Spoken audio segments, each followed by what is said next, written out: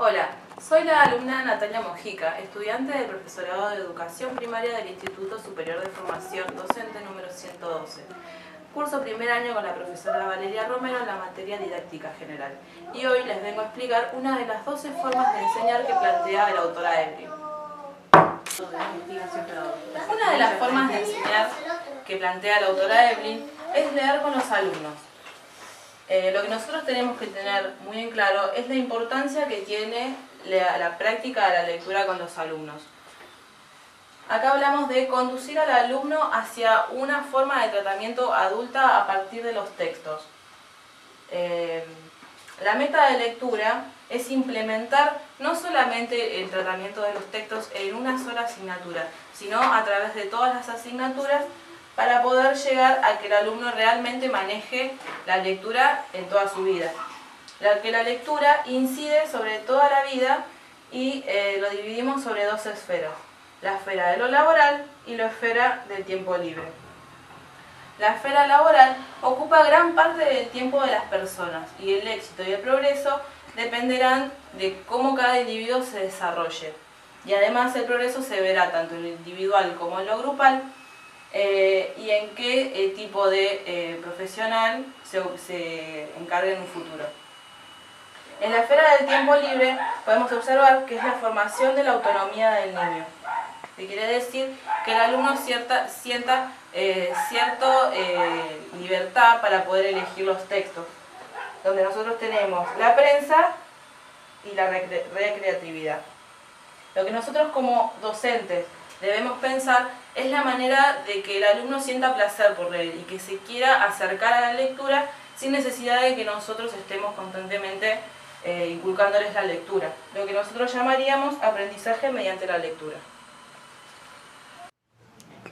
Desde la parte psicológica, lo que nosotros tenemos que tener en cuenta es la consideración de los procesos del alumno cuando lee. Cuando el alumno aprende desde dos planos, desde el plano del contenido y desde el plano metodológico. Desde el plano del contenido, el alumno extrae información y desde el plano metodológico aprende técnicas. Técnicas como vocabulario, puntuación, etc.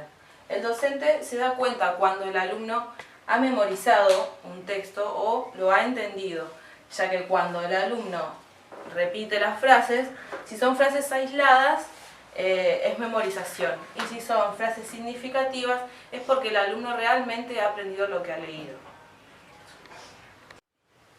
Dentro de la parte didáctica, lo que el docente debe proporcionar es un equilibrio. Este equilibrio entre la lectura literaria y la lectura aplicada.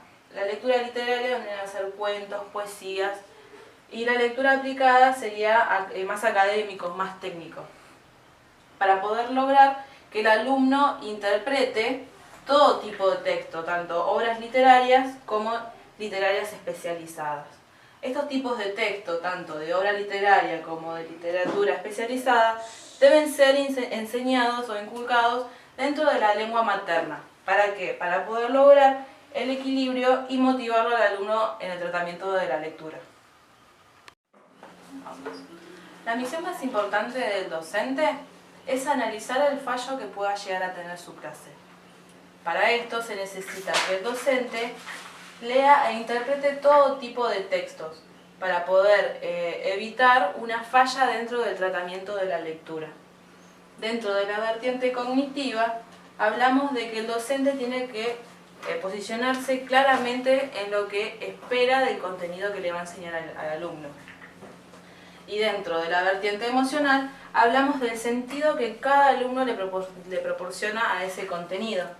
Y hablamos de que el hacer es sentirse parte de las emociones que promueve el autor. Bueno, uno de los interrogantes que nos hacemos los docentes es cómo se consigue que se tome de manera clara, viva y seria los contenidos. Para esto, el docente tiene que saber y darse cuenta que el alumno tenga una comprensión de las palabras, que sepa su uso y su contexto. De parte del docente es necesario que tenga una buena elección del material que va a utilizar y que se fije en la macroestructura del texto para que el chico realmente encuentre un sentido y no se pierda dentro de un mar de palabras, por así decirlo. Pero aunque sabemos que no hay una sola forma específica de hacer que el alumno penetre el contenido afectivo-emocional, tenemos que tener en cuenta en no avivar el contenido afectivo, sino lo que podemos hacer es hablar de los actos de las personas y sus experiencias.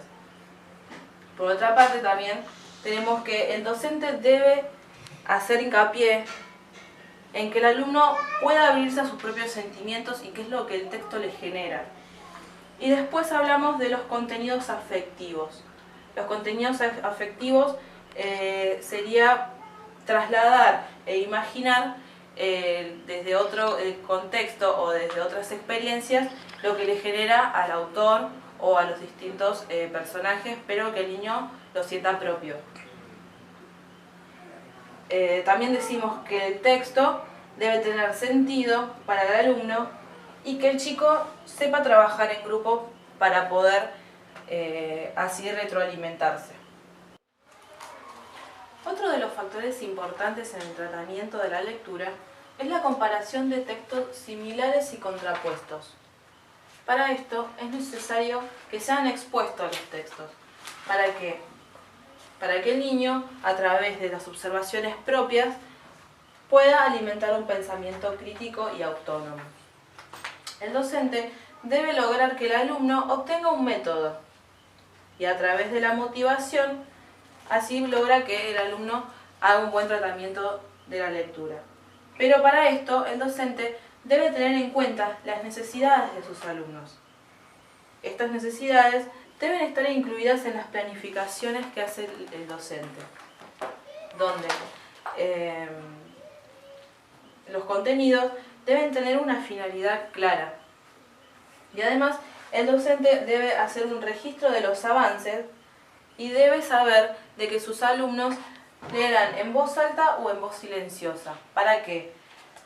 Para poder abrir un camino para la elección del texto. Otro de los factores del tratamiento de la lectura es resumir e interpretar, que consta de elaborar ideas bajo un punto de vista personal y que posee una finalidad para el alumno, que es clasificar las relaciones entre los textos y las fases superadas. La reproducción de los textos ya no como una copia o una reconstrucción, sino a base de la macroestructura retenida.